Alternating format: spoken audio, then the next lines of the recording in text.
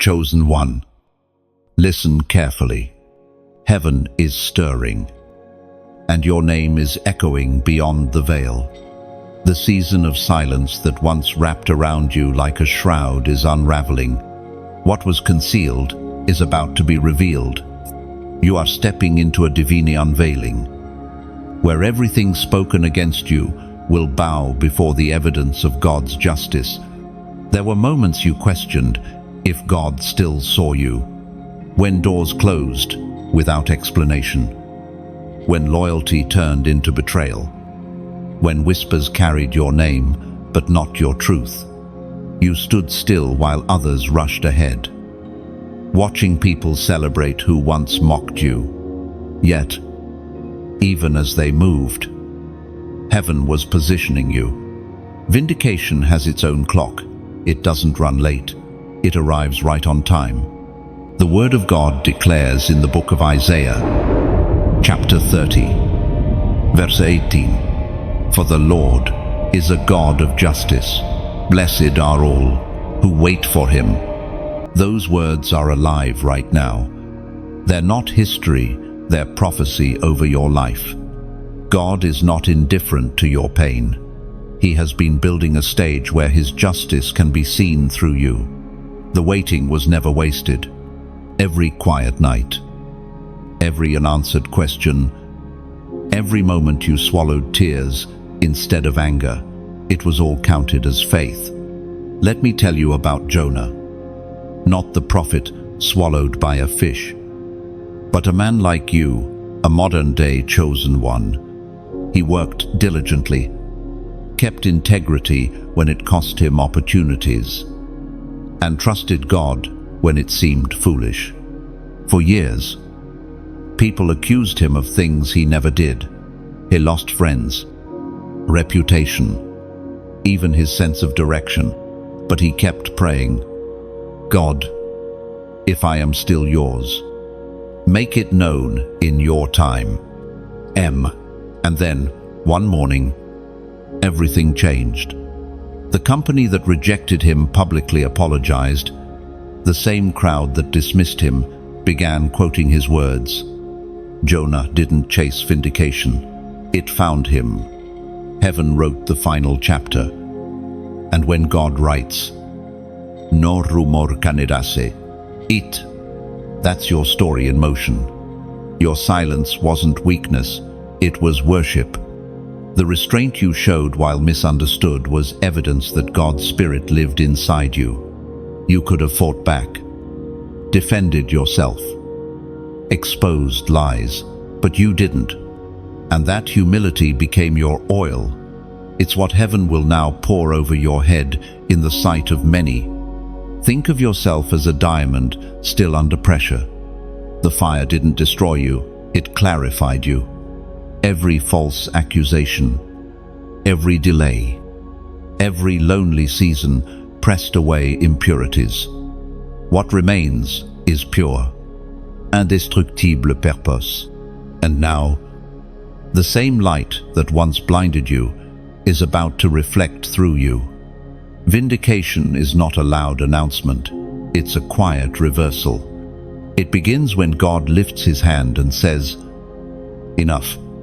It's the moment when what was spoken in darkness gets revealed by light. When those who doubted you have no choice but to witness grace restoring what they tried to break. You won't need to shout. Your fruit will speak. In heaven's timeline, justice is not delayed, it's prepared.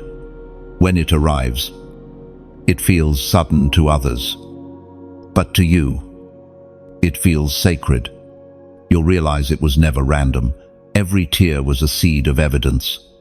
Every sleepless night built the endurance required for glory. Picture a field buried under winter snow.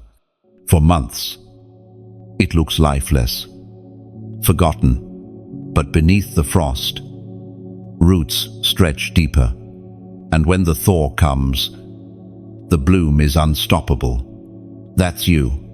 The world thought you were finished, but heaven knows you were only getting rooted. The snow is melting. and your vindication is breaking through the soil. So stand still, not in fear, but in readiness. Lift your eyes. You are not where you used to be. The season that silenced you has expired, and the sound of divine justice is rising. Your name is being mentioned in rooms you've never entered, in conversations you didn't initiate. God Himself is your defense, your lawyer, your public witness. When this word reaches its fulfillment, remember, your vindication is not just for you. It's for every silent warrior still waiting in the shadows. When your story unfolds, others will see that patience is never wasted in the hands of God. If this message resonates with your spirit, pause for a moment. Let heaven see your agreement. Then quietly, without striving, press the like button as a sign of faith. Share it if you feel led, and type 777 inches the comments, not as a superstition, but as a prophetic number of completion and divine order, because that's what's happening. Your time of hiddenness is completing, and divine order is being restored. Chosen one, the heavens are declaring your vindication. Justice is not coming, it's here. You've waited, you've endured, and now you will see the hand of God make public what He once whispered in private. You are mine, and I defend my own. You have carried pain like a crown no one could see. Every misunderstanding became another stone, pressed into that invisible diadem. You learned to smile when you wanted to scream, to walk upright when your heart was bowed low. But that pain, yes, even that was not wasted. It was the soil where your future strength took root. Before every crown, there is a crushing. Before every vindication, there is a breaking. Those who walk through easy roads never learn the depth of God's mercy. You did. You walked through fire and found that grace does not melt, it refines. The betrayal, the false accusations, the nights you begged God to defend you, these were not evidence of His absence. They were invitations to know Him deeper. You see, vindication isn't only about being proven right. It's about being reshaped into someone who can carry glory without pride. The furnace of pain burned away the need for approval, the fear of being misunderstood, the desire to control how others see you. Now, you are different.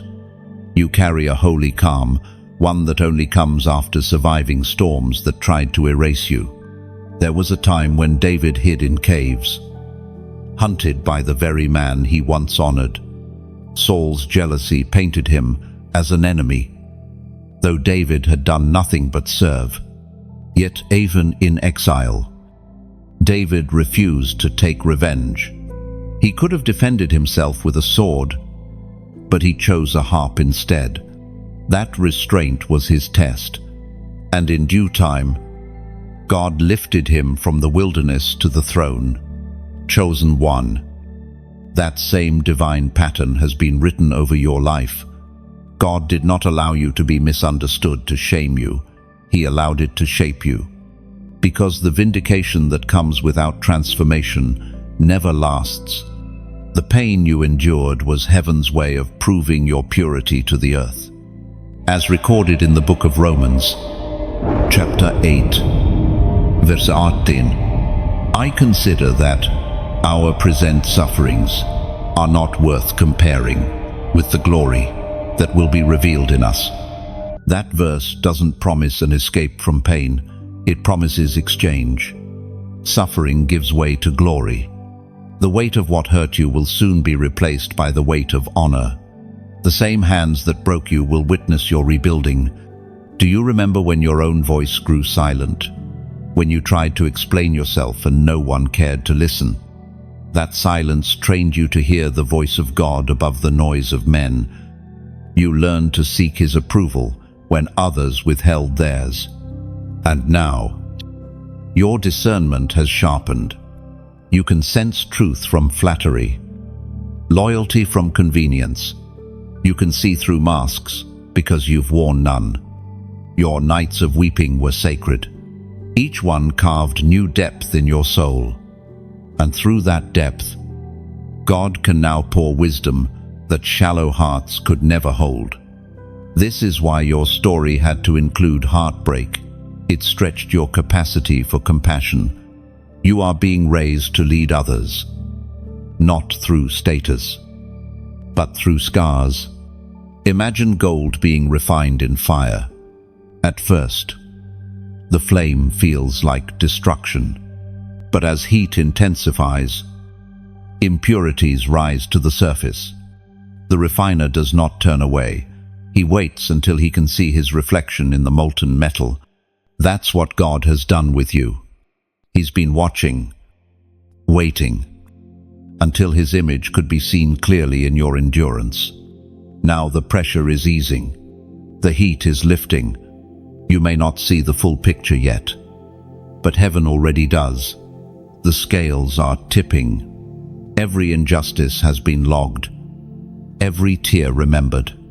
Vindication is not only coming, it's being assembled, piece by piece. In the unseen realm, you will look back soon and realize that every painful chapter was a bridge, not a barrier. That the same rejection that wounded you was the doorway to redirection. What tried to destroy you became the proof that you were too valuable to be left untested. So, rest now. Don't rush the unveiling. Don't force the timing. The pain before the crown is sacred. It's proof that the crown exists. One day soon, you'll wake and sense something has shifted the air lighter. Your heart freer. Your name cleaner. And you'll know he has done it. Vindication begins not when the world apologizes, but when your heart no longer needs it. That's when heaven steps in and says, "Now, they will see what I saw all along." The pain was real, but it was not final. The story continues, and glory is already moving toward you. Heaven heard what they said. Every whisper, every accusation, every lie that tried to stain your name, it all reached the throne. You thought it was ignored, but nothing escapes divine hearing. Every false word released against you became a seed that heaven stored for a harvest of truth. There were moments when their words cut deeper than any weapon. Words can wound where blades cannot reach. You stood quiet, letting grace defend you. Though silence cost you dearly, you could have shouted, exposed, retaliated, but something in you whispered, "Wait, let God speak for you." And that decision marked you. There is a sacred power in restraint. It's the weapon of the wise, the armor of the chosen. When others speak to destroy, you choose to stay rooted in peace. And peace, when held long enough, becomes proof of divine backing. Heaven does not rush to defend it, reveals at the perfect moment. In the book of Psalms, chapter 37, verse 6, it is written, "He will make your righteousness shine like the dawn, your vindication like the noonday sun." Think about that image for a moment. The dawn doesn't ask permission to rise, it simply obeys the order of heaven. Your vindication will come the same way. It won't need explanation or debate. It will appear unmistakable, unstoppable, undeniable. I once heard of a woman named Sarah. She worked quietly, faithfully, never seeking recognition. Yet her kindness was mocked, her motives twisted. She prayed, "God, if you truly see, Let truth speak louder than rumor. Years later, when the truth surfaced, those who mocked her began asking her for advice. Vindication didn't come as revenge, it came as influence. Her peace became her proof. Chosen one. Heaven heard every conversation where your name was mishandled, and while they thought you were alone, angels were taking notes. The spiritual courtroom is not silent, it is deliberate. When the judge of all the earth moves, he doesn't just clear your name. He establishes your honor. Maybe you've been waiting, wondering when God will step in. But vindication is not about timing, it's about readiness. God won't vindicate you halfway through your lesson.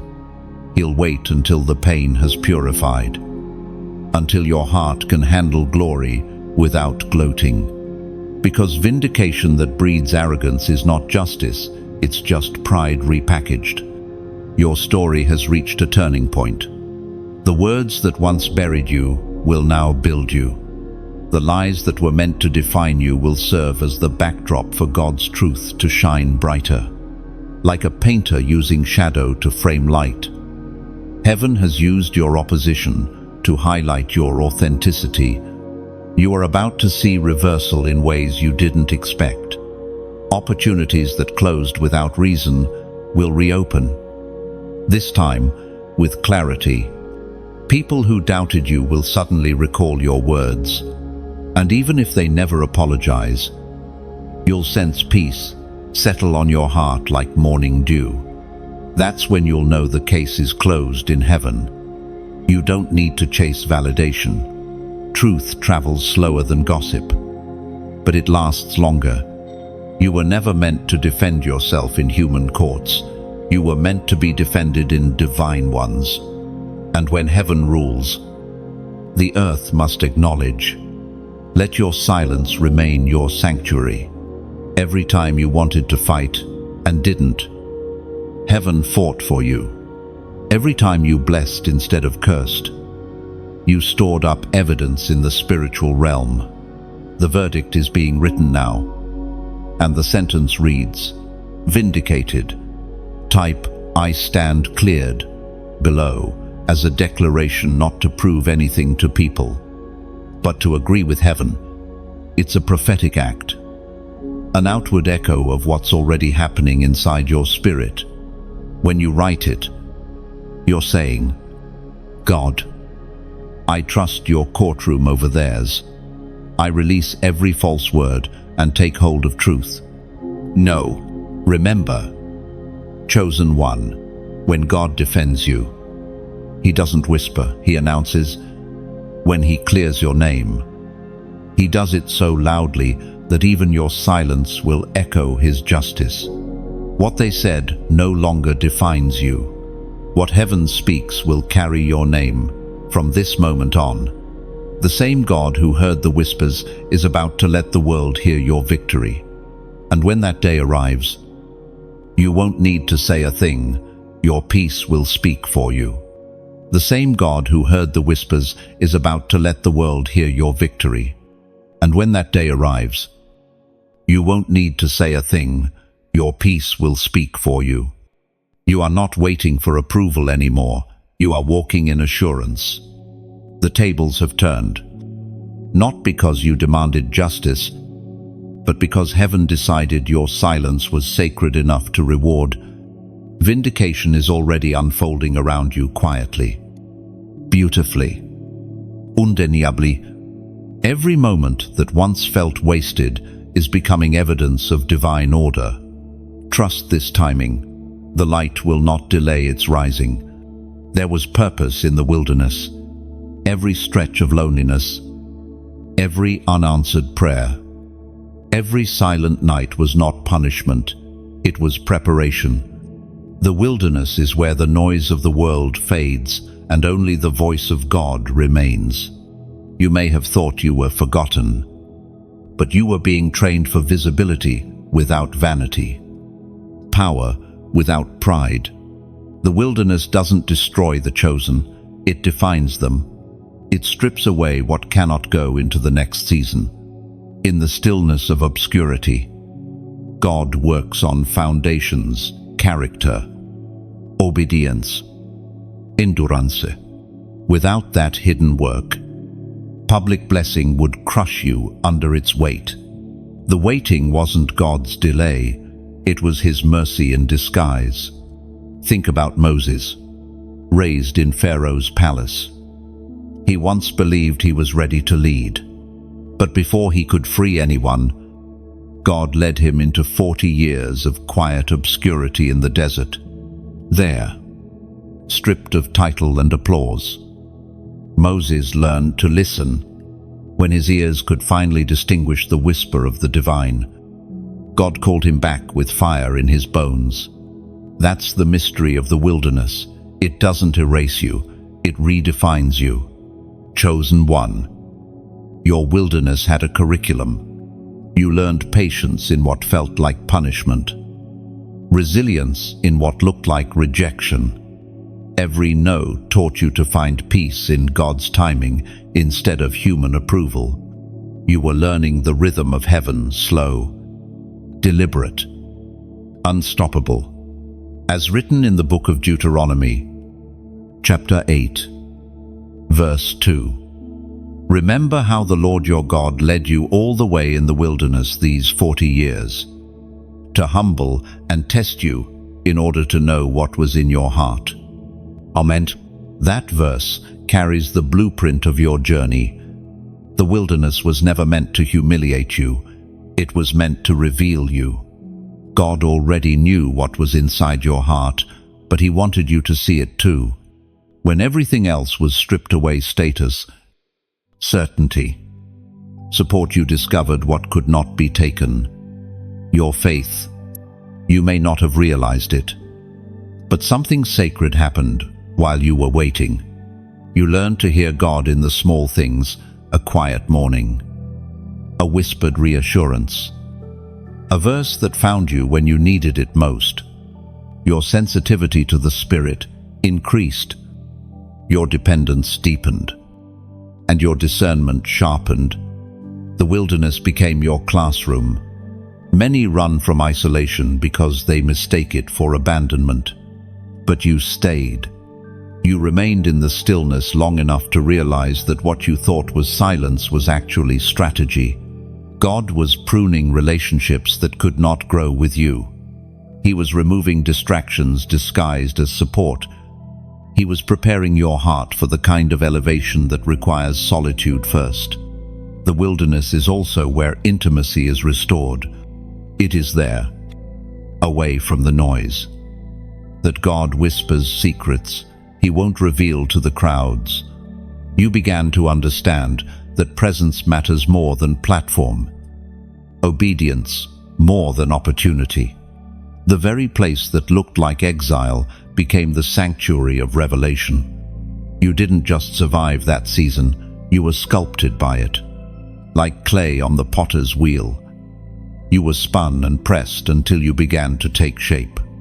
Every disappointment, every unanswered question became a groove in your vessel, forming capacity for glory.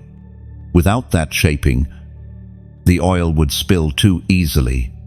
When others ran ahead, chasing recognition, you were learning how to walk with reverence. When others spoke loudly, you were learning the power of silence. And now, heaven looks upon you and sees someone ready, not just gifted but grounded, not just anointed but anchored.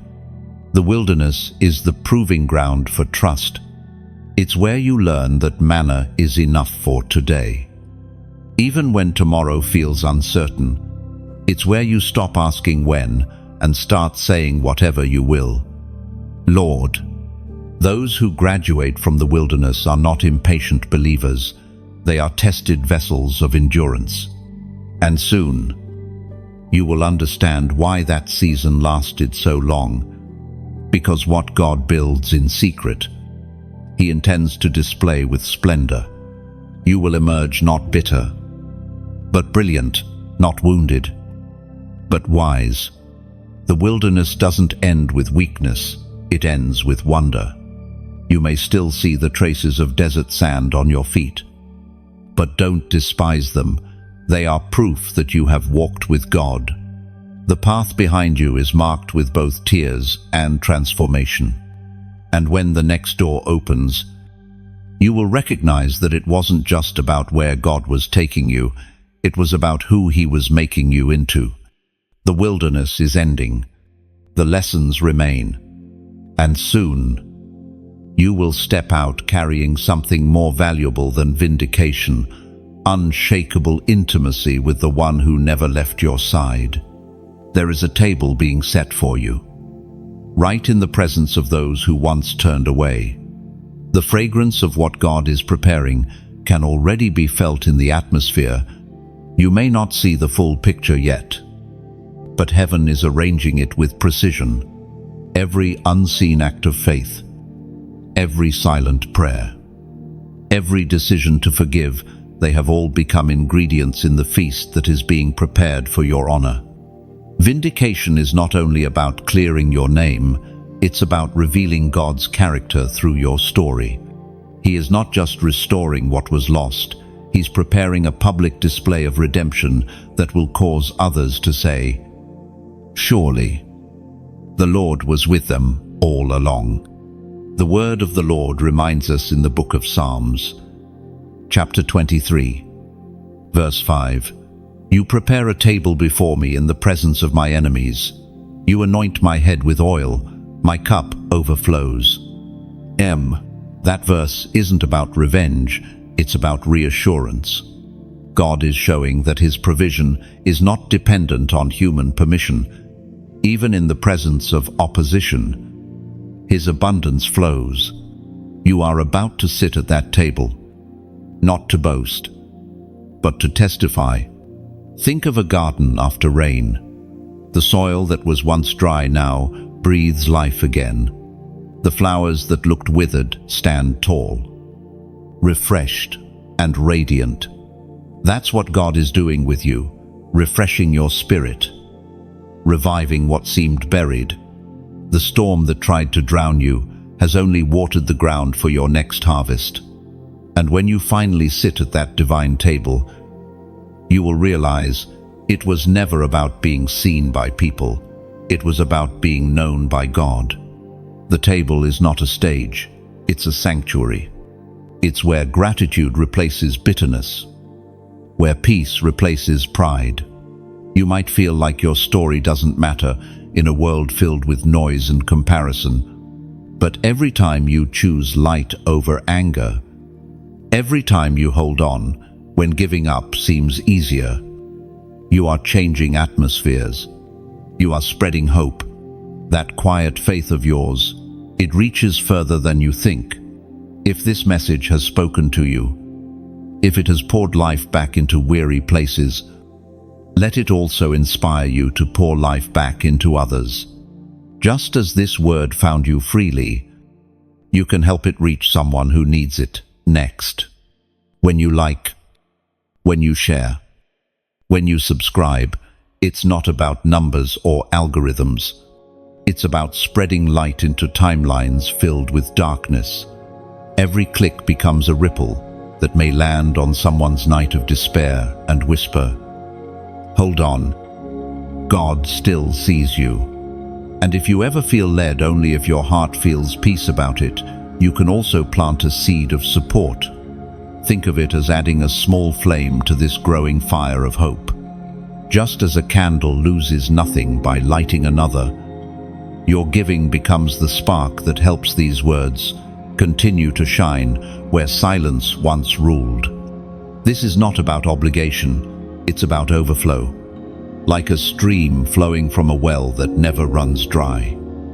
Generosity is the natural response of a heart touched by grace. You've received freely, and if it feels right to you, you can give freely, not because you must, but because you want the message to keep reaching souls like yours. Your support, whether through a like, a share, a comment, or even a donation, is never small. It's a seed. And heaven has a way of turning seeds into shade trees that others can rest beneath. Every act of kindness multiplies.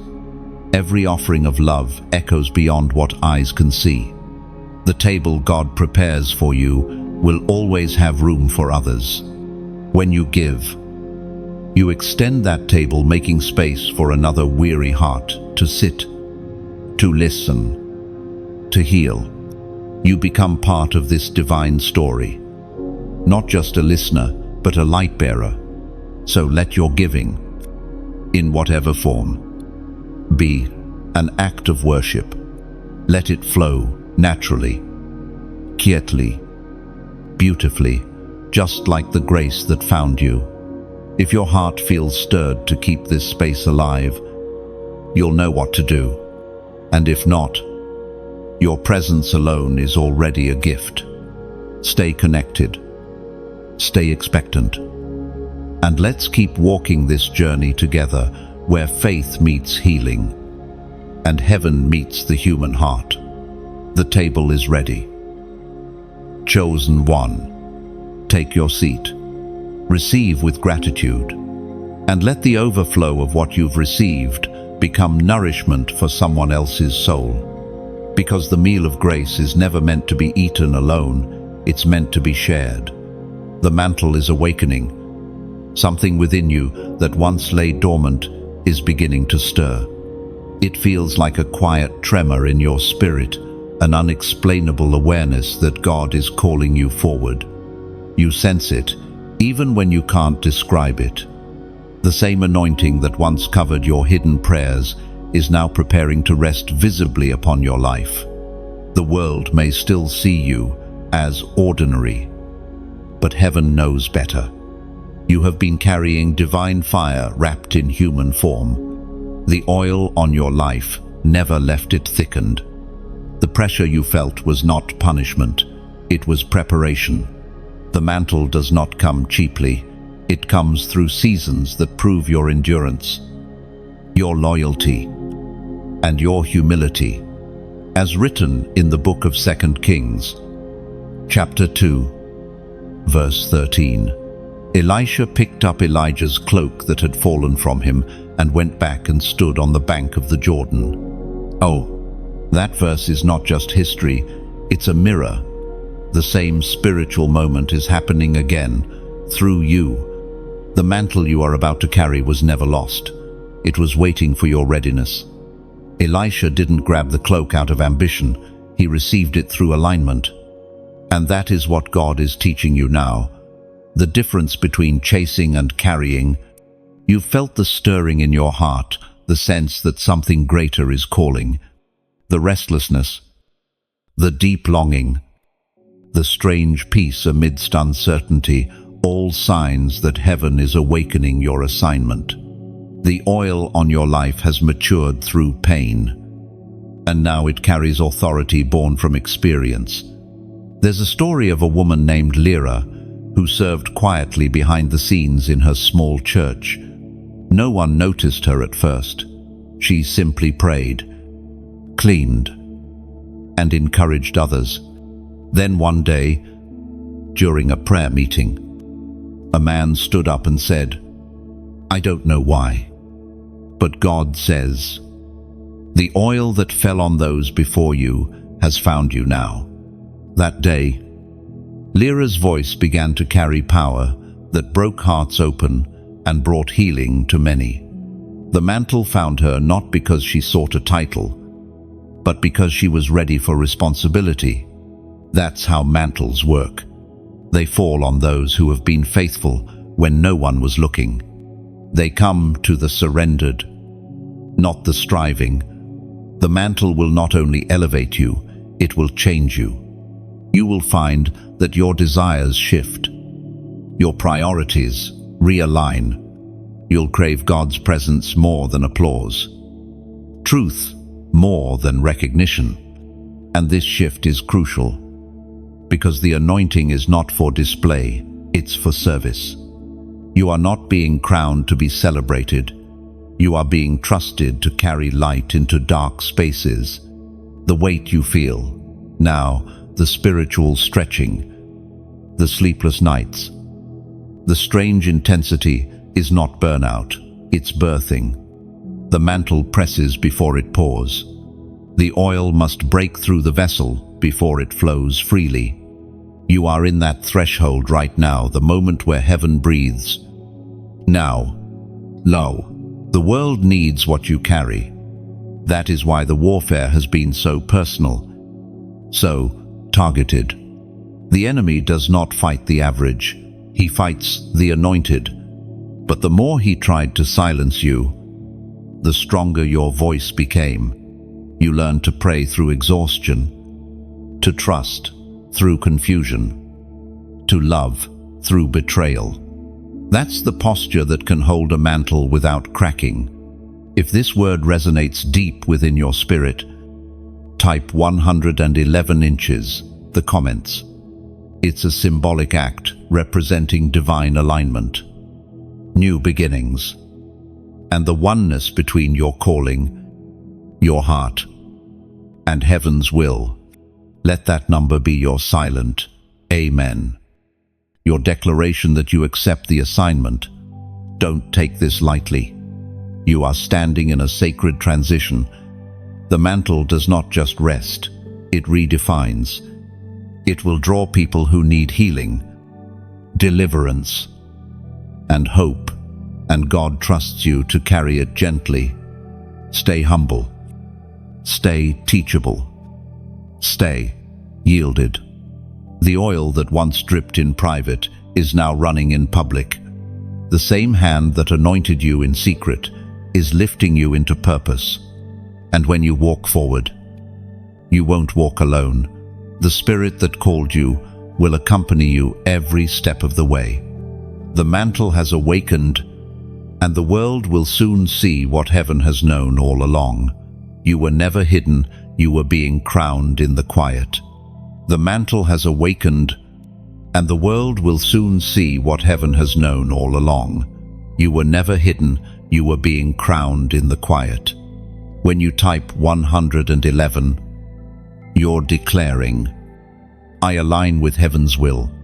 It's more than a number, it's your heart standing in agreement with divine timing, purpose, and identity restored. This simple act isn't superstition, it's surrender. It's saying, God, I'm ready for my next chapter. I trust your process. I carry your mantle, and I will not turn back. 1. You were never meant to blend in. The reason you've always felt different, misunderstood, or even out of place is because heaven marked you from the beginning. You are not ordinary, you are set apart.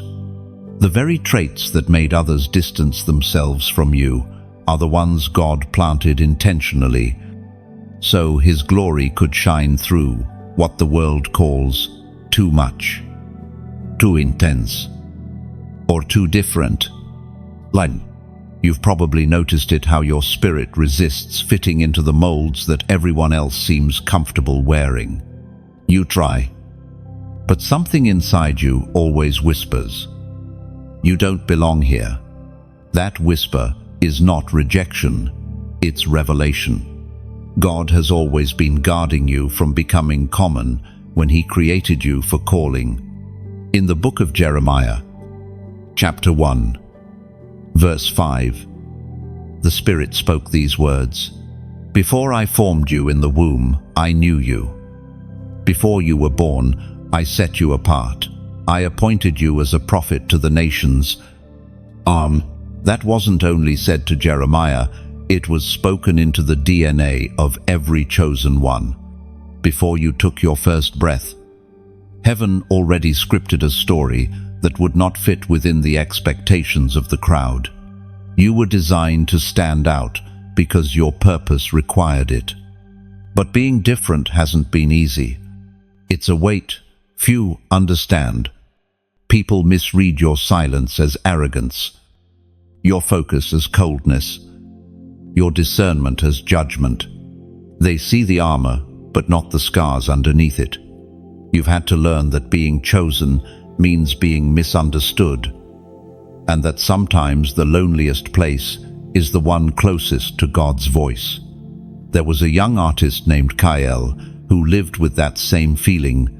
His paintings were too strange for his teachers, too emotional for galleries, too spiritual for the critics.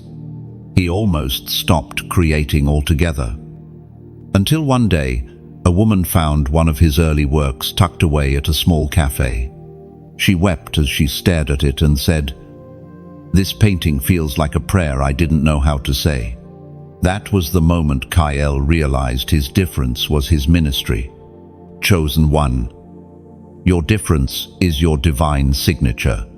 It's what gives heaven permission to work through you in ways the world has never seen. You are the answer to a problem that doesn't exist yet in the minds of men, but already exists in the heart of God. That's why you felt tension. It's the friction of destiny rubbing against comfort. God often hides his rarest treasures in plain sight. Diamonds are not found on the surface, they're buried deep, under pressure, away from easy discovery. That's you, hidden for a season, refined under pressure, waiting for the right light to reveal your brilliance. When the right moment comes, no comparison can overshadow what was designed uniquely for you.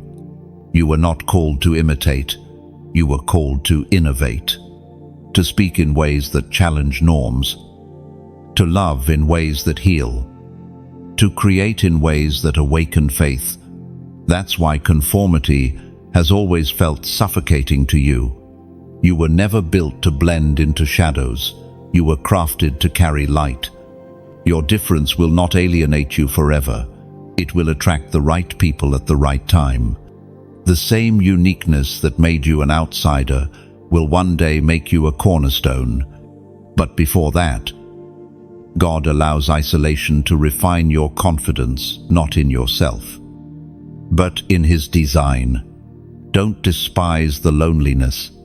It's the womb of authenticity. While others rush to fit in, you are learning to stand alone, anchored in truth. That solitude is where vision grows, where conviction strengthens, where courage matures. And soon, the very world that didn't understand you will look to you for direction. There is a particular grace that rests on those who dare to walk differently. You are not rebellious for refusing to settle. You are obedient to a higher pattern. Heaven's rhythm is slower, deeper, more deliberate. You've learned to move with it, even when it made no sense to others. When you finally step into the place God has prepared, you'll recognize why you had to walk a road so few understood. Your distinction was never about superiority, it was about stewardship. God was shaping you into a vessel He could trust, with influence that wouldn't corrupt you.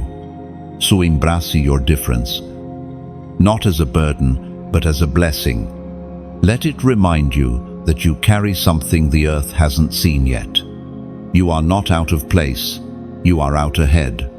And when the time comes, the very thing that made you too much will become the reason someone else finally believes that they, too, are enough. The chosen never fit in because they were designed to stand out. And you? Yes, you are one of them. There is a courtroom in heaven, and your case has already been heard. Every injustice, every betrayal, every false accusation that tried to bury your name was presented before the righteous judge. You may not have seen the proceedings, but the verdict has been written. Heaven has ruled in your favor. The courtroom of God is not like the courts of men. There are no bribes, no politics, no influence of power or popularity. There is only truth. Every word spoken against you is weighed, every intention measured, every motive revealed. The judge of all the earth does not rely on witnesses. He was there when it happened. In the book of Nahum, chapter 1, verse 7, it is declared, "The Lord is good, a stronghold in the day of trouble. He knows those who trust in him." That is not merely comfort, it is confirmation. God knows who trusted him even when silence seemed unfair. He knows who kept faith when evidence of vindication was nowhere to be found. You stood still while others spoke loudly, and heaven took note of your restraint. That silence has become your testimony. In that divine courtroom, accusations come like waves, but truth stands unmoved. The enemy, the accuser, brings up every failure, every flaw, every imperfection, trying to convince heaven that you are unworthy of restoration. But standing beside you is an advocate, the Son, who bears the scars of your redemption. Every time an accusation rises, he lifts his hand and says, "I paid for that." And in that moment, the case collapses under the weight of grace. The courtroom of heaven doesn't operate by earthly timing. You might have thought that justice was delayed, but in the unseen, evidence was being gathered. Every word of slander became a piece of documentation. Every tear became testimony. And when heaven releases its verdict, it doesn't simply clear your name, it reverses the narrative. There is a sacred rhythm in the way God defends his own. He lets the lie grow just long enough for the truth to outshine it. He allows the accusation to echo so that his vindication can resound louder. You were never unprotected. You were being positioned for undeniable proof of his justice. Consider Joseph, sold, betrayed, and forgotten. He spent years in confinement for a crime he never committed. Yet when the time came, the same land that imprisoned him bowed before him. His vindication wasn't whispered, it was declared from a throne. The courtroom of heaven doesn't just release you, it promotes you. Chosen one. That same principle is unfolding in your story. The scales are shifting. The gavel is about to fall. Not in anger, but in divine correction. Every lie spoken against you is being dismantled. Every plot of darkness is being overturned by the power of truth. The very mouths that once accused you will one day have to acknowledge the hand of God upon you. But even in that victory, God will guard your heart from pride. Vindication is never meant to humiliate others, it's meant to glorify him. When justice comes, it will not harden you, it will humble you. You will look back and realize that mercy has always been the greater miracle. There's something profoundly holy about divine defense. It's not loud, it's deliberate. It doesn't argue, it reveals. When God defends you, it doesn't just clear your name, he elevates your purpose. And that's exactly what's happening now. In the spiritual realm, the court is in session. Angels stand as witnesses. The accuser is silent, and your advocate speaks on your behalf. The verdict, righteous, chosen, redeemed, not because you never fell, but because grace has rewritten your record. Sometimes vindication doesn't come as an apology, it comes as peace. Sometimes it doesn't look like public recognition. It feels like the quiet assurance that heaven has settled what earth mishandled. That peace you feel rising lately, that's the evidence that the case is closed. So, rest your heart. The courtroom of heaven has ruled, and the gavel has struck. You are free, cleared, restored, and marked with favor. From this point forward, you no longer walk under accusation, but under affirmation. You don't need to prove anything anymore. Truth has already spoken. And when truth speaks from heaven, no earthly opinion can overrule it. You don't need to prove anything anymore. Truth has already spoken. And when truth speaks from heaven, no earthly opinion can overrule it. The gavel has fallen in your favor. Every lie is silenced. Every wound acknowledged. You walk now, not in defense, but in divine dignity restored. Let peace be your proof. The courtroom of heaven has spoken, and grace has rendered the final verdict. Innocent, chosen, anointed, unstoppable. The case is forever closed. Vindication before nations. This is the season you are stepping into. What was whispered in dark corners will now be displayed in the open. God is not merely restoring your reputation, He is revealing His glory through your story.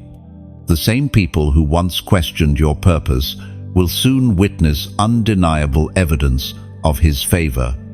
You won't have to announce yourself. Heaven has already done that. God is orchestrating a divine unveiling that will speak louder than any explanation you could ever give. Your name is being brought up in places your feet have not yet stepped, in rooms you never imagined entering. This is not coincidence, it's orchestration.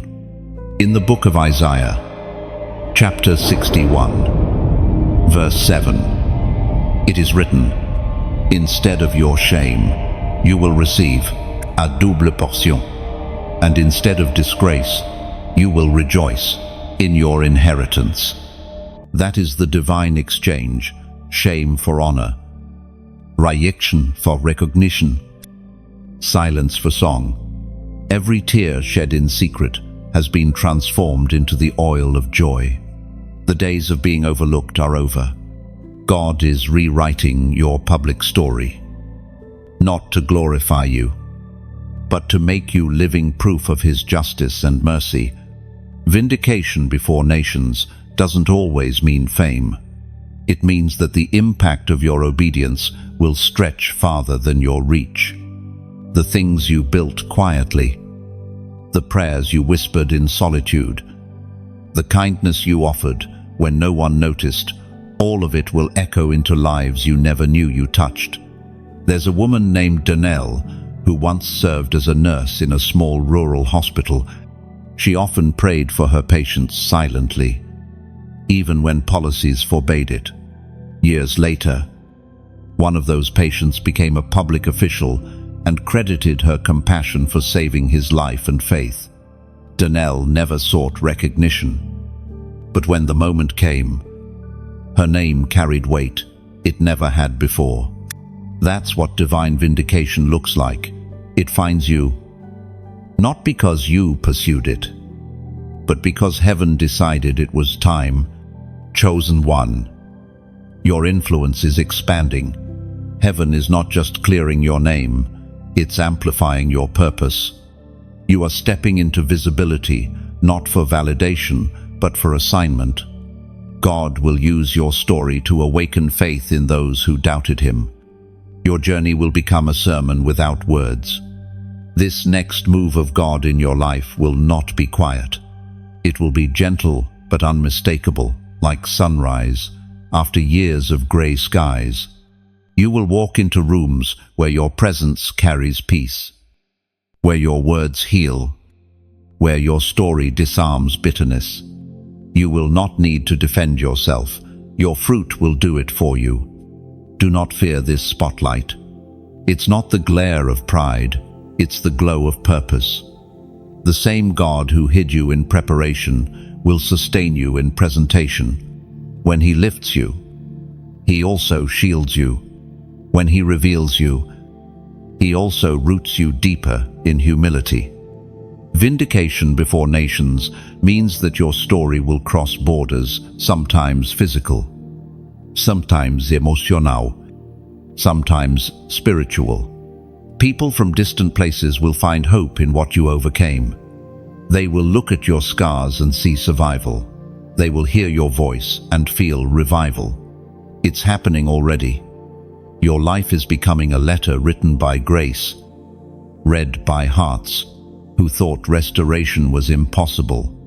That's why you've endured so much. It wasn't only about you. It was about the multitude your story will reach. And now, as a prophetic act of agreement, type "My turn now" in the comments. These 3 words declare that you're stepping into your appointed time, not out of pride, but out of alignment. It's your way of saying, I receive this season of divine reversal. I'm ready to walk in what heaven already prepared. Oh, when you declare those words, you're not demanding recognition, you're acknowledging readiness. You're telling heaven, I'm available for the platform you've prepared. Because this platform isn't built on applause, it's built on purpose. The same God who saw you in private pain will now display you in public purpose. The vindication before nations is not coming, it's unfolding. The light that once seemed distant is now resting on your life. Walk into it with reverence, not pride. Carry it with gratitude, not entitlement. And remember, this is not about being seen, it's about making Him seen through you. When you type "My turn now," you're not competing, you're confirming. It's a statement of faith that your waiting has not been wasted, and heaven's calendar has reached your name. Those 3 words whisper to the unseen realms, I am ready, willing, and aligned. It's not demand, it's declaration. You are stepping from promise into manifestation, from silence into divine spotlight. There is a season called the return of honor. You are walking into it now. It's the quiet miracle when God takes the same soil that once buried your name and makes it bloom with beauty again. Every false word that was spoken against you becomes fertilizer for favor. Every humiliation becomes the canvas where grace paints redemption. Honor doesn't rush, it returns gently. Like sunrise, melting frost from forgotten fields. It doesn't need to be announced, it is felt. You'll notice it first in small ways, doors reopening, hearts softening, opportunities resurfacing. People who once dismissed you will start to listen, not because you demanded respect, but because God restored it. The ancient scripture declares in the book of Zechariah, chapter 9, verse 12, return to your fortress. You prisoners of hope, even now I announce that I will restore twice as much to you. This is that moment.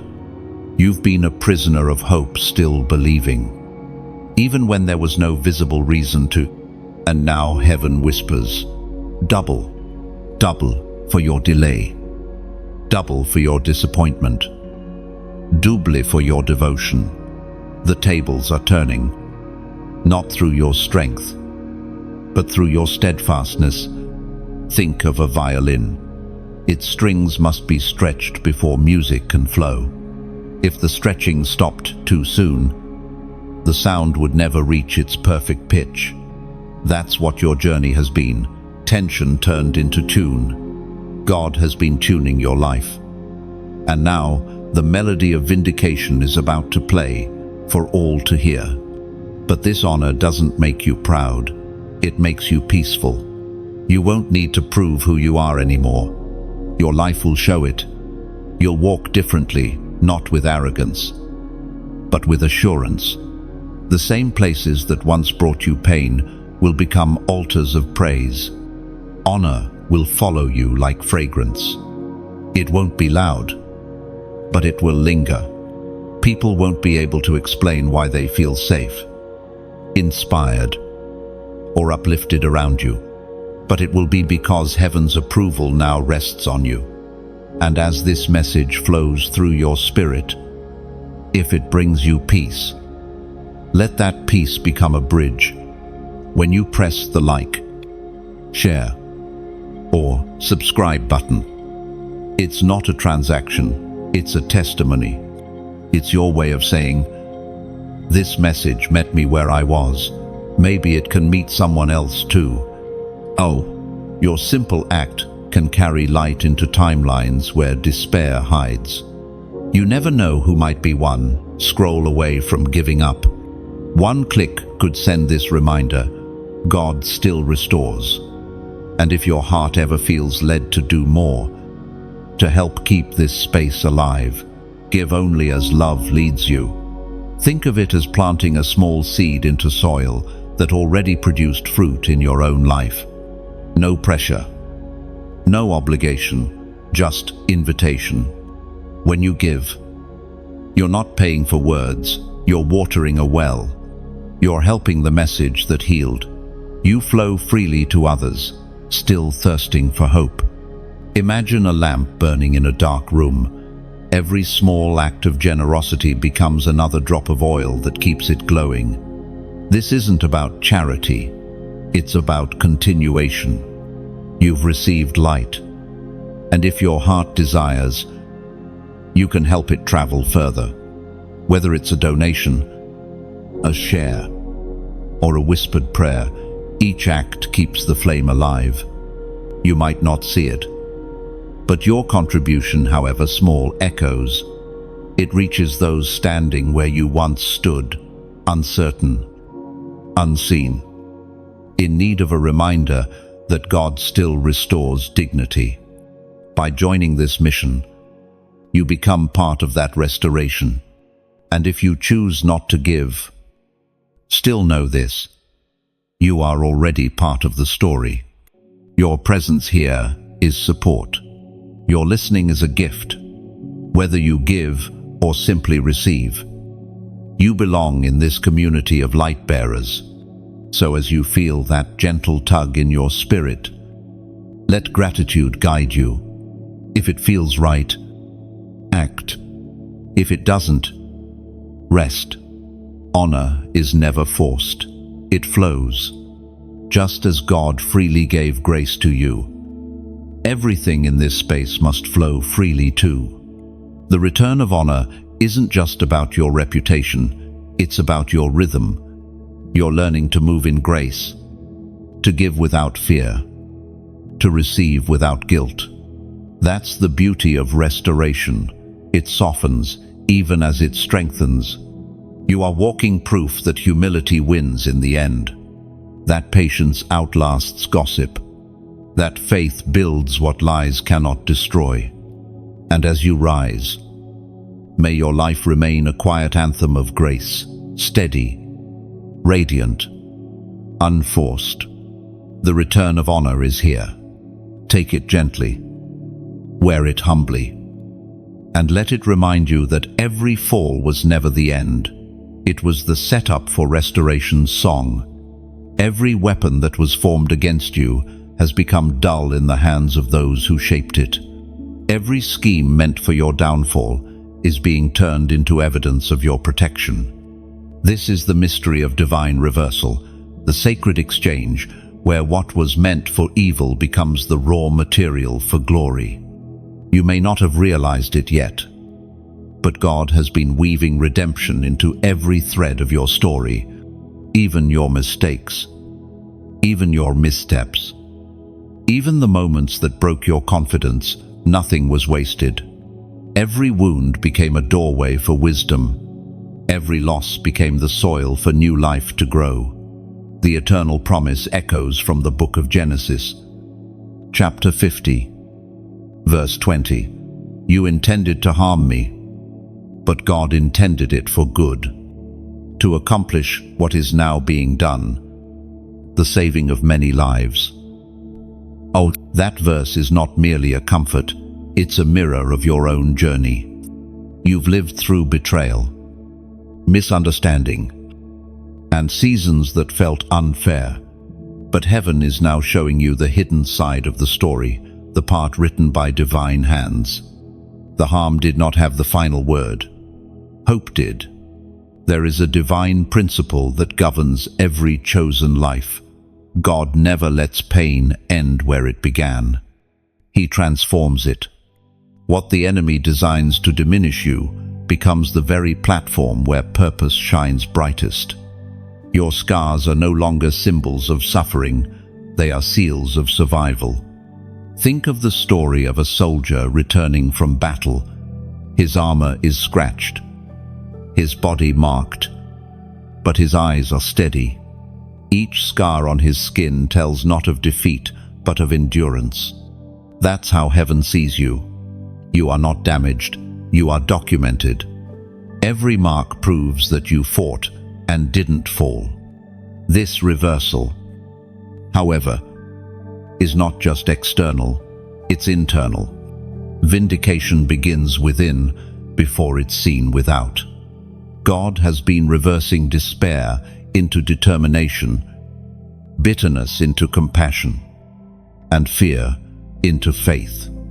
You've been evolving quietly, and now heaven is about to make visible what has long been growing in silence. Remember Job, who sat among ashes, believing everything was lost. His friends mocked, his body ached, and his world collapsed.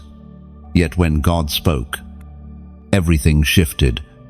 Restoration didn't come as compensation, it came as revelation. Job saw that what he thought was punishment had always been preparation. Chosen one. That's what's happening in your life now. The tide is turning. Not in chaos, but in order. The same people who once doubted you will witness the grace that never left you. The very words that wounded you will become the background music of your breakthrough. Reversal is not just about changing direction, it's about changing meaning. The fire that once burned, you will now light your path.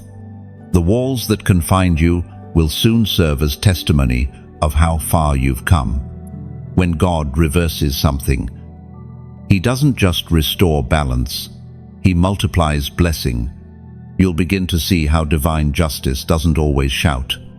Sometimes it moves subtly, an opportunity that opens unexpectedly, a heart that forgives, a door that no longer frightens you.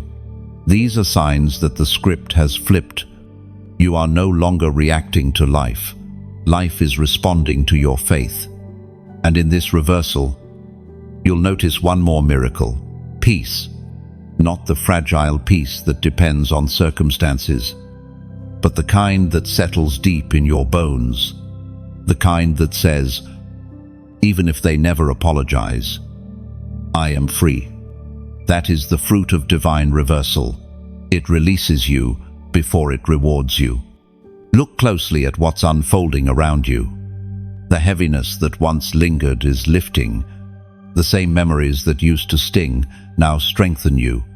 The pain has changed shape. It's become purpose. You're walking lighter. Not because life got easier, but because your spirit learned to soar above what used to sink you. Heaven never wastes a storm. Every gust, every tear, every dark night was used to clear the path ahead. And now, as the dust settles, you'll see that what tried to bury you was really building you. You're not coming out empty, you're emerging, established. Divine reversal is not a fairy tale, it's a fact of grace. When God rewrites a story, He doesn't erase the past, He redeems it. And soon, you will stand in places that once seemed impossible, holding joy that feels unfamiliar yet fitting. Because this time, it's not fragile, it's founded. The reversal has begun, and when heaven reverses, it doesn't just give you back what you lost, it gives you back yourself. There are moments in life when heaven sounds a trumpet, not the kind that shakes the earth, but the one that stirs the soul. You've reached such a moment now.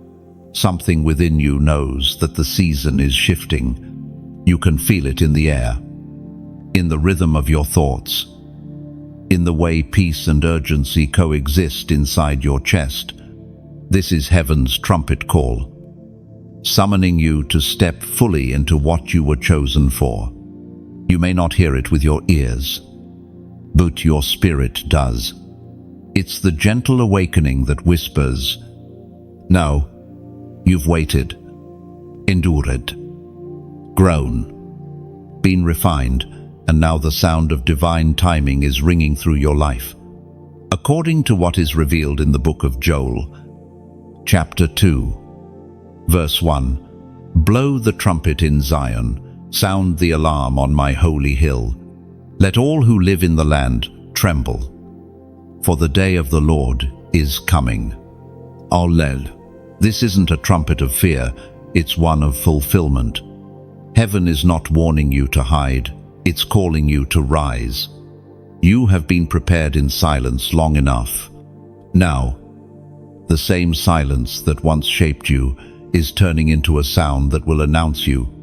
Heaven's trumpet doesn't sound randomly, it sounds for readiness. It doesn't signal the beginning of chaos, but the unveiling of calling. You've passed through trials that could have broken you, yet here you stand, stronger and softer all at once. That's the sign that the sound you feel is not imagination, it's invitation. This trumpet doesn't call the proud, it calls the pure. It calls those who still listen when others have grown distracted. It calls those who are willing to obey even when the path looks uncertain. And it calls you because your obedience in the small things has positioned you for the great ones. Imagine a soldier waiting in stillness before dawn. He doesn't move until he hears the call. The trumpet doesn't just summon him, it aligns him. That's what heaven is doing now, aligning your steps, your timing, your spirit. You are not late. You are right on heaven's cue. For years, you've walked with questions. When? Lord, why me? How long? And heaven's answer, whispered through the trumpet's tone, is this: because the world needs what I placed in you. Because now is the time. The trumpet isn't just a sound, it's a shift. It carries frequency that wakes the sleeping, strengthens the weary, and steadies the chosen. You've been hearing echoes of it in the form of restlessness, divine coincidences, and sudden clarity. You've been sensing it each time you thought, something is about to happen. You were right. When God blows his trumpet, everything aligns, doors open, hearts soften, paths appear. You don't have to force anything, you simply follow the sound. The same spirit that stirred your calling is now orchestrating your release. Think of Joshua walking around Jericho. For 6 days, there was silence. Then, on the 7th, the trumpet sounded and walls fell that no human strength could move. That's what's about to happen around you. The trumpet you hear is not just calling you forward, it's shaking down the walls that tried to contain you. Chosen one. This is your trumpet season. You won't need to fight for recognition or chase opportunity. The sound of heaven itself will go before you, clearing the way. It will draw what belongs to you and dismiss what doesn't. So if your spirit feels stirred as you read this, if something inside you leaps, as if recognizing a familiar frequency, respond. Don't ignore the pull. Take a moment. Breathe deeply. And type 999 inches, the comments, not as a ritual, but as a recognition. It's your way of saying, I hear the trumpet. I'm ready for what heaven is announcing. The number represents divine completion and transition. It marks the end of waiting and the start of walking. When you write it, let it be your silent Amen. You're declaring, I align with the call. I step into purpose without fear. Because when heaven sounds the trumpet, The only right response is readiness. The sound has been released. You are being summoned not to strive, but to stand, not to run aimlessly, but to rise intentionally. The trumpet of heaven is not behind you, it's within you. And as you move forward, that sound will guide your every step until promise turns into presence. When you type 999, you are not following a trend, you are answering a call. It means your waiting season is closing, and your activation has begun.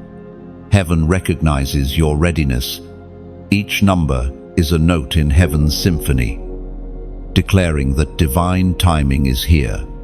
You're not chasing opportunity anymore, you're moving to the rhythm of destiny's trumpet. There comes a moment when the glory that once hovered above your life finally begins to rest upon it. You can feel it. Though it's not something seen, it's a peace that follows you. A light that settles instead of flickering. This is that moment. The glory of God is no longer surrounding you as a promise. It is moving through you as proof. For years, you carried fragments of faith through seasons that didn't make sense. You held on to hope when everything in you wanted to let go. You prayed when your own voice trembled. And now, those hidden moments of endurance have become the foundation of radiance. Glory is revealed not through perfection, but through persistence. The sacred text reminds us in the second letter to the Corinthians, chapter 4, verse 17, "For our light and momentary troubles are achieving for us an eternal glory that far outweighs them all." And that verse reveals the mystery of divine exchange, how temporary pain creates timeless beauty. The hardships that once felt unbearable are now producing something eternal inside you. Every scar carries light now. Every tear holds reflection. You are not the same person who entered the storm. You are what emerged from it, a vessel of glory. This is how God works. He hides his treasures in fragile containers so that his strength is visible through weakness. You've become that container. Your imperfections no longer disqualify you. They display the power that sustains you. The cracks in your heart let his light shine through. And that's why the darkness can no longer find a place to hide. Think of a lantern, delicate, easily broken, yet radiant. When fire lives inside it, the flame does not need perfection, it needs protection. And God has been doing exactly that, protecting the flame within you. The winds of doubt that blew against your life didn't extinguish it. They made it stronger, sharper, steadier. Now, as his glory moves through you, others will feel it, even if they can't name it. When you walk into a room, peace will come with you. When you speak, hearts will steady. You won't even try to make an impression. It will happen naturally, because glory cannot be hidden where humility lives. You might wonder, why me? Why would God choose my broken life to reveal something so divine? The answer lies in love. Glory doesn't rest on the impressive, it rests on the surrendered. You said yes when others hesitated. You kept faith when others gave up. And heaven took notice. There was once a woman named Ania who used to pray under an old oak tree every morning before dawn. She wasn't famous, not even known by many in her town, but she carried peace wherever she went. Years later, a young girl who had lost all hope said, "I never believed in God until I met her." That is what glory does. It quietly changes the atmosphere without demanding attention. Chosen one, you are becoming that kind of presence. Your story is no longer about survival, it's about revelation. People will look at you and see evidence that grace works.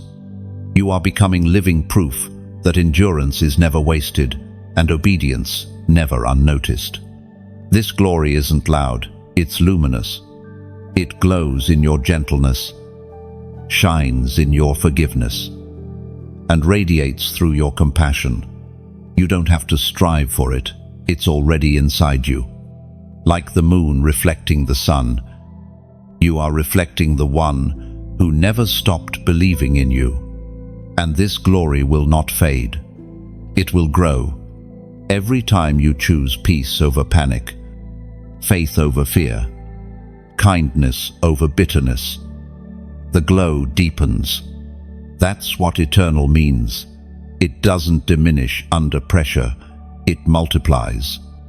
Glory revealed through you doesn't mean life will be easy, it means it will be meaningful. You'll still walk through storms. But the difference now is that you carry the weather of heaven within you. Even in chaos, your spirit will remain calm, because you know who commands the wind. When people ask, "What changed?" you won't need to explain. Your peace will answer for you. Glory is not something you preach, it's something you become. It's the quiet evidence that God took an ordinary life and made it radiant. So breathe in this new air. You are no longer chasing the presence, you are carrying it. Every step you take now leaves light behind. Every word you speak becomes a spark for someone else's hope. The glory of God has found its home, and that home is you. The storm is still swirling, but something in you has changed. You no longer tremble when the winds rise. You no longer flinch at the thunder. Somewhere in the midst of chaos, you discovered peace that doesn't break. You are crowned amidst the storm, and the very forces that once threatened you are now the backdrop to your calm. At first, you thought peace meant the absence of battle, but now you understand it means the presence of authority. You've learned how to command the storm by standing still, not shouting louder. You've realized that silence, when filled with faith, carries more power than noise fueled by fear. The voice of the Lord resounds in the Gospel of Mark, chapter 4, verse 39. He got up, rebuked the wind, and said to the waves, "Quiet, be still." Then the wind died down, and it was completely calm. That verse doesn't just describe Jesus calming the sea. It describes your soul right now. You have stepped into that same authority, the quiet confidence that comes from knowing who walks beside you. The winds that once mocked you now obey the peace you carry. The chaos that once intimidated you now recognizes your anointing. You have walked through nights where faith felt fragile, yet, even then, heaven was training your spirit to sleep through storms. You learned that not every disturbance is an attack. Some are invitations to demonstrate peace. And as you learned to remain anchored, heaven began to crown you, not with gold, but with grace. Imagine a lighthouse standing on a cliff. Waves crash. Winds scream. Lightning splits the sky, but the light never flickers. That's what you've become. You don't control the sea, but you refuse to let it drown your light. The storms no longer define your direction. They reveal your endurance. Crowned amidst the storm means you now carry composure that confuses the enemy. He expected panic, but found peace. He expected collapse, but found clarity. The crown you wear is invisible to the world, but undeniable in the spirit.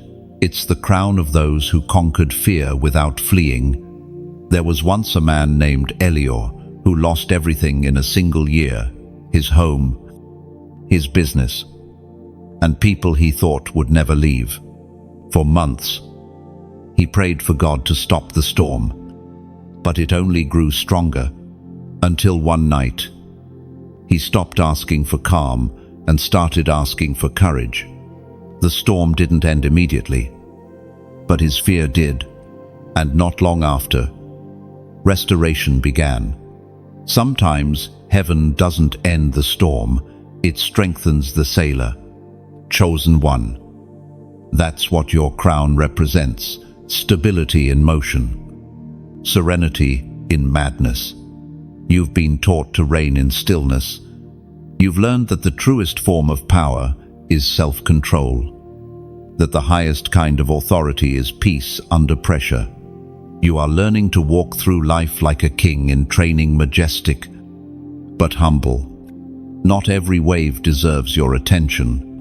Not every wind requires your reaction. Some things are meant to pass, others are meant to prove you.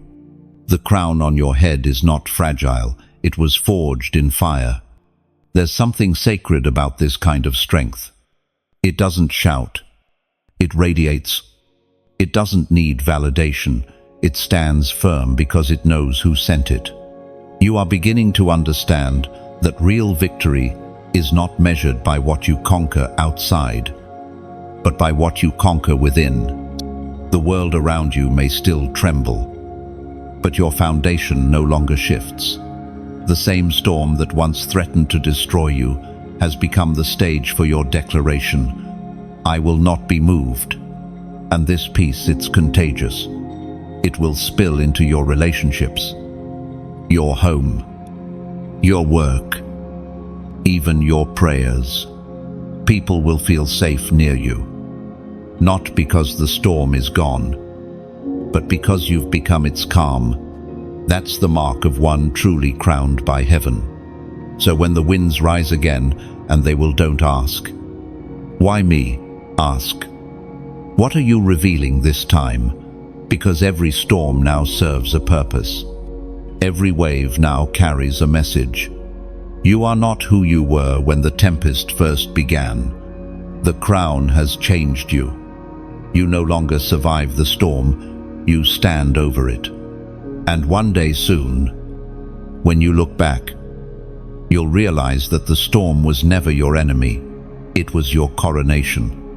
And one day soon, when you look back, you'll realize that the storm was never your enemy, it was your coronation. Every drop of rain became oil for your crown. Every strike of lightning only revealed your silhouette in heaven's light.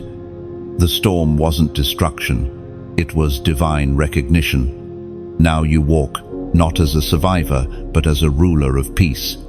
The winds may still blow, but they bow to the calm you carry within. There is a rising in motion, a gathering of those who refuse to bow to bitterness, who chose light when darkness felt easier. You are part of that rising, the remnant, the chosen ones who still believe in goodness, still carry hope when cynicism seems louder. The world may not understand this kind of endurance, but heaven calls it faith that remains. You've felt it, haven't you? That pull to stand firm, to keep your flame alive even when the wind howls. It's not stubbornness, it's sacred resilience. Every generation has a remnant, a small group that carries the heartbeat of heaven through storms of confusion and noise. This is that moment, and you are part of that company. Through divine revelation, it is shown in the book of Haggai, chapter 2, verse 9. The glory of this house will be greater than the former house, and in this place I will grant peace, declares the Lord Almighty. That promise wasn't just for temples built of stone, it was for hearts like yours. You are the living temple, the carrier of peace in a fractured world, and God is promising that what's ahead will surpass what's behind. The greater glory isn't coming through crowds, it's coming through the remnant, those who remain faithful when no one else does. This rise is not about fame or recognition, it's about carrying light into weary places. The world is hungry for authenticity, for kindness that costs something, For voices that speak truth without venom. The remnant doesn't shout to be heard. They whisper, and the earth still listens because heaven breathes through their words. You are being lifted not above others, but beyond limitation. The hands that once trembled now steady others. The voice that once broke in pain now builds bridges. The eyes that once wept now see with compassion instead of anger. This is what it means to rise. It's not climbing a ladder, it's expanding your heart. And as you rise, you will find others beside you. Different stories, different scars, same spirit. Together you form a quiet army of light bearers. You may never meet them all, but every time your faith flickers back to life, another flame, somewhere else, catches its spark. That's how revival begins, not through noise, but through connection. This message, these words, this shared breath of encouragement, it's more than communication, it's communion. When you like, when you share, when you subscribe, you aren't just supporting a page or a person, you're passing the torch forward. You're adding your flame to a circle of light that refuses to go out. Think of it like this. Somewhere out there is someone sitting in silence, scrolling through shadows, wondering if God still sees them. One share, one comment, one click from you might be the match that ignites their hope again. You'll never see how far your small act travels, but heaven does. So if this word settled peace inside you, let that peace ripple outward. When you press like, it's like setting a lantern on a window so another traveler can find the road. When you share, it's like sending a letter across the ocean, carrying comfort to someone waiting for a sign. When you subscribe, you're saying, I want to walk this journey together. I want to keep the flame alive. End quote. And if generosity ever stirs within you, give not out of pressure, but out of poetry. Think of it as pouring oil into the lamp that lights thousands of unseen hearts. Every drop matters. Every gift becomes another heartbeat in this living message. There is no demand here, only invitation. The kind that love whispers, not law commands. Whether you give or simply receive, whether you speak or stay silent, you are already part of this rising. The remnant grows stronger, not by size, but by sincerity, your kindness, your faith, your willingness to keep showing up. That's the real offering. That's what sustains this space and every soul it touches. So, as this message reaches its end, pause for a moment. Feel the quiet unity between us, the unseen thread of light that runs from heart to heart. You are not alone in your hope. There are others standing, praying, believing, right alongside you. Together, you are the remnant. Together, you are the ones who refuse to let the flame die. Type "still standing" below two simple words that carry power. They mean, I'm still here, still believing, still burning bright, no matter what the world throws at me. Every comment becomes another spark in this living circle of faith. Proof that light connects light, and that hope multiplies when spoken aloud. And as heaven looks upon this small circle of faith, it smiles, because light, no matter how small, still wins against the dark. There comes a point when the hidden becomes highlighted, not because you sought attention, but because heaven has decided it is time. You've walked through seasons where no one noticed your effort, where your value seemed invisible, where the work of your hands bloomed quietly in the shadows. But the same God who watched you plant in silence is now preparing to display your harvest in light. This is the divine shift from hidden to heralded. It doesn't happen through striving or strategy. It happens through surrender. The moment you stop trying to be seen and start focusing on being steadfast, visibility finds you. Heaven doesn't reveal what isn't ready. It waits until the fruit can speak for itself. As revealed in the Gospel of Luke, chapter 12, verse 3, "What you have said in the dark will be heard in the light. What you have whispered in inner rooms will be proclaimed from roofs." That verse once sounded like warning, but to the chosen, it's a promise. Every word you prayed in the dark, every seed you sowed without recognition, every act of faith unseen by men, God has recorded it. And when He reveals, He does so completely. The spotlight of heaven doesn't expose. It exalts what was faithful when no one applauded. You've been in that long waiting season, feeling unseen, yet compelled to continue. You kept building when others stopped, kept believing when logic said to quit. That quiet perseverance has now become your foundation for visibility. You were being hidden, not because you lacked value, but because you carried something that required maturity before manifestation. Think of a pearl forming deep within the shell. No one witnesses its creation. Pressure, irritation, time, all of these forces shape it in silence. But when the shell finally opens, the beauty that emerges tells the story of every unseen day. That's your story. Your hidden season was not wasted, it was sacred. There's a holy pattern in how God elevates His people. Before David held a crown, he held a slingshot. Before Esther entered the throne room, she endured obscurity and fasting. Before Joseph wore royal robes, he wore prison chains.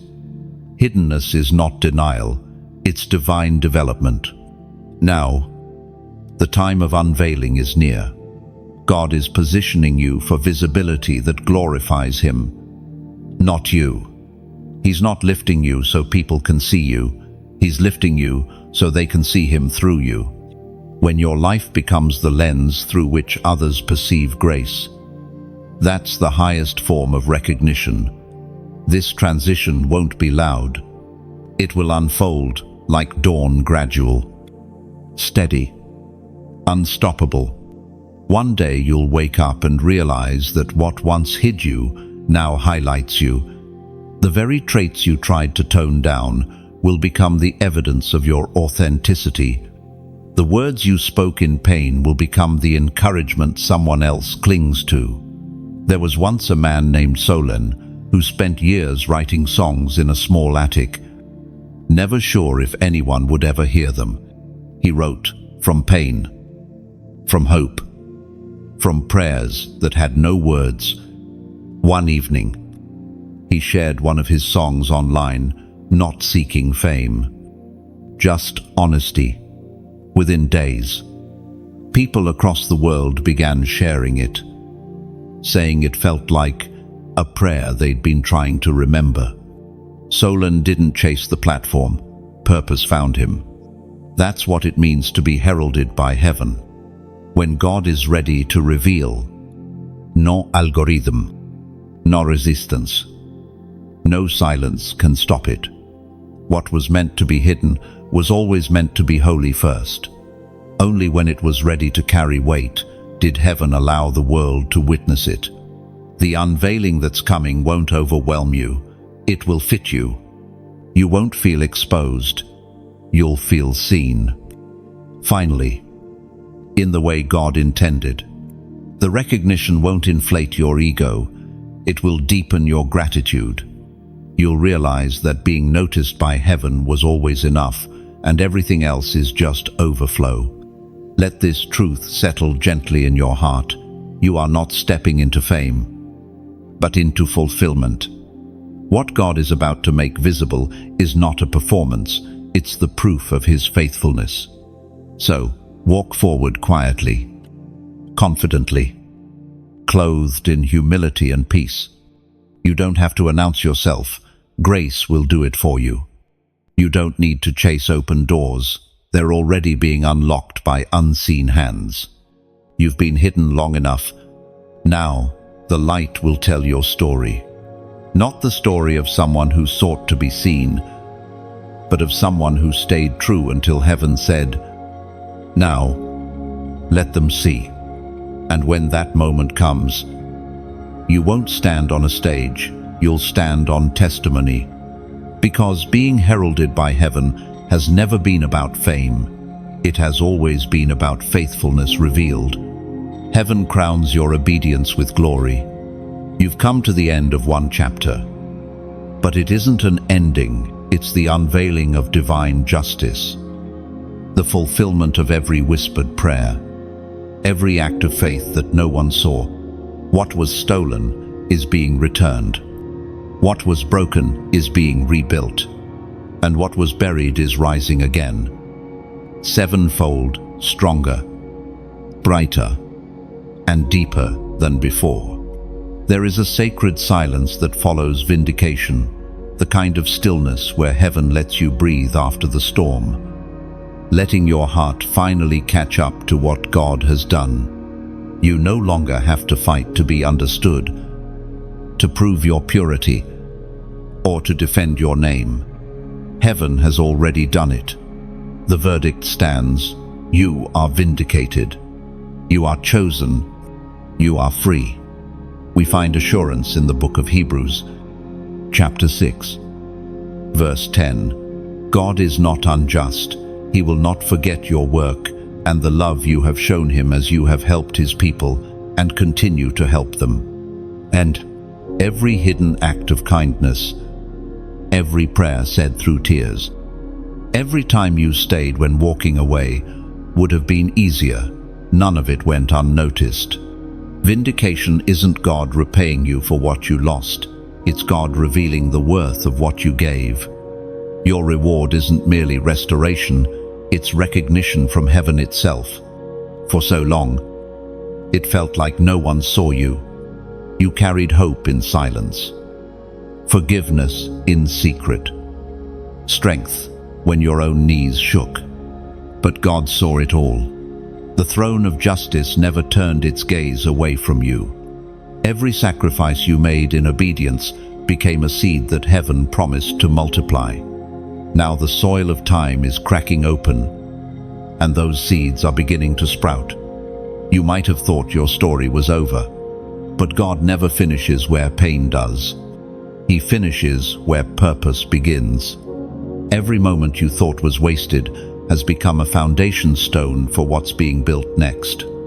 You are entering not just restoration, but revelation. You will begin to see why it had to happen the way it did.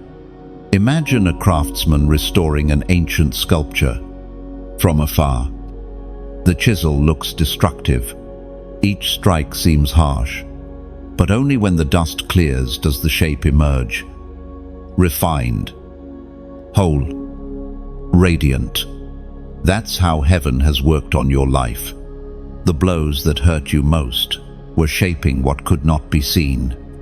And now, the image of strength, purity, and purpose is visible in you. Divine justice doesn't return things the way they were. It returns them better. The relationships that remain will be purer, the opportunities clearer, the peace deeper. You are not just being restored to your old position, you're being positioned for purpose. The new chapter carries weight, influence, and wisdom that can only come from walking through fire and surviving it. You have become a living testimony that God is faithful even in silence. People will look at your life and see evidence of mercy's power. They will recognize that vindication wasn't luck, it was legacy. The same hand that lifted you will begin lifting others through you. Your voice, your story, your peace. They will become instruments of healing for those still waiting for their own turnaround. Chosen one. Your vindication is not a shout, it's a glow. It doesn't come with noise, it comes with knowing. You don't need applause, because peace has become your crown. You don't seek validation, because grace has become your garment. You stand now as one who has been both broken and blessed. And the world will sense that divine paradox when they encounter you. You have crossed through the valley of accusation into the mountain of affirmation. What once hurt you now humbles you. What once embarrassed you now empowers you. The same story that once carried pain now carries purpose. You no longer walk as a survivor. You walk as a sign that grace wins. This vindication marks not the end of your suffering, but the beginning of your stewardship. God didn't restore you so you could retreat. He restored you so you could represent Him. Everywhere you go, you will carry quiet authority, the kind that doesn't demand attention, but commands respect. So lift your head. Breathe again. The weight is gone. The fear dissolved. The season of defense is over. The season of display has begun. You have been cleared, crowned, and commissioned. Let the world see not just what you've become, but who brought you here. Every scar tells a story, and yours now sings redemption's song. Heaven has publicly vindicated you. You are not who you were. You are who you were always meant to be. And now, as divine justice unfolds around you, may you walk in peace, crowned with purpose, clothed in glory, unshakable in grace. Chosen one. This is where our journey in words pauses, but not your story. You have walked through pain, through silence, through refining fire, and now you stand radiant in the aftermath of redemption. You are not the same person who began this path. You are evidence that endurance transforms and that grace restores. If these words have breathed peace into your heart, let them keep flowing. When you like this message, it's not for me, it's for the unseen soul who will discover it, because your light made it visible. When you share, imagine it as releasing a dove into the sky, carrying comfort towards someone who has forgotten how to believe again. When you subscribe, it's a quiet covenant between hearts, a decision to stay connected to hope, to keep walking through new revelations as heaven unfolds them. Each connection strengthens the circle of light we've built together, a sanctuary of words where faith finds home again. And if gratitude ever stirs within you, give not out of duty, but out of devotion. Think of every donation as a drop of oil poured into the lamp that keeps this flame burning for others still searching through the dark. No amount is small when it comes from love. No act is wasted when it's born from kindness. If you feel moved, whisper your heart in the comments. Write your reflection, your gratitude, or simply, I receive it. Let the thread of your faith join with others across the world who are reading these same lines, carrying the same hope. You've been vindicated, restored, and renewed. Now rise and live like the testimony you are peaceful, purposeful, powerful. And remember, this space will always remain open. A quiet altar of words waiting to remind you who you are when the world forgets.